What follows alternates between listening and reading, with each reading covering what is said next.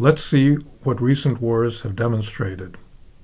A lot of recent media coverage concerns the Ukrainian campaign of long-range drone strikes that have been targeted against Russian oil and gas facilities.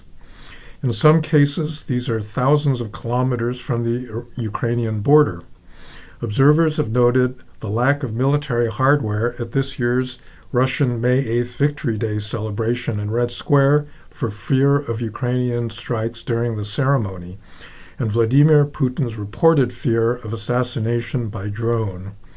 Technology has made a huge difference in this realm. Early in the war, in 2022 and 23, the Ukrainians used American HIMARS rockets with ranges of that were somewhere in the tens to low hundreds of kilometers, and they used them to great effect. While these have been largely neutralized by Russian countermeasures, the Ukrainians are developing a new generation of drones built in Ukraine and rockets that can strike at operational targets.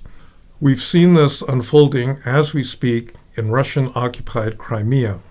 The Ukrainians have been systematically taking out Russian air defenses with medium-range drones and missiles.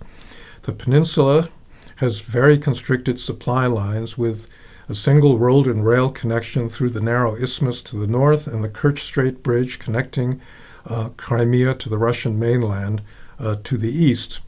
The Ukrainians have reportedly now controlled the isthmus route from the air and have been attacking the bridge repeatedly over the past 3 years.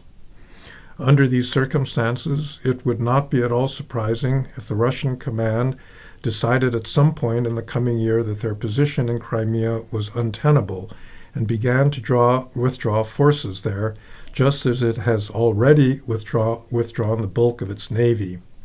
Such withdrawal would, of course, mean an enormous political defeat for Vladimir Putin. However, air power is not obsolete yet. Success in war still depends on layered defenses and systems that are capable of operating within each of the layers. In judging the future of drones versus legacy air power, however, the question is not simply one of pure capabilities, since air power will still remain superior in certain operational and strategic missions. Rather, the issue is one of relative cost.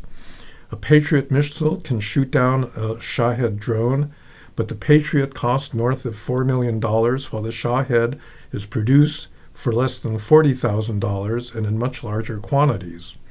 In the future, countries like Ukraine will be able to unleash swarms of low-cost drones controlled autonomously by AI systems.